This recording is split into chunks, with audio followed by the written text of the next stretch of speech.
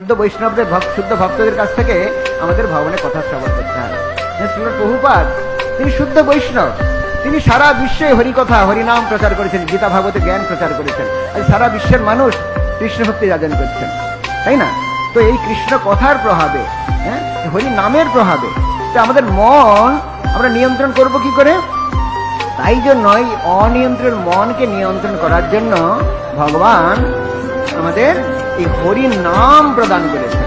যখন আমরা ঐকান্তিক ভাবে এই হরে কৃষ্ণ মহামন্ত্র, হরে কৃষ্ণ কৃষ্ণ কৃষ্ণ হরে হরে, হরে রাম রাম রাম হরে হরে, তো তাই জন্য এই হরি নাম রূপ মহৌষধ স্বয়ং মহাপ্রভু শ্রীকৃষ্ণ কলিযুগে শ্রী চৈতন্য মহাপ্রভু এসে এই হরিনাম রূপ মহৌষধ আমাদের দিয়েছেন, যাতে আমাদের ভবরোগ নিরাময় হয়, আমাদের এই যে বিষয় বাসনা যাতে থেকে আমরা নিবৃত্ত হতে পারি, তাই জন্য এই মহৌষধ দিয়েছেন।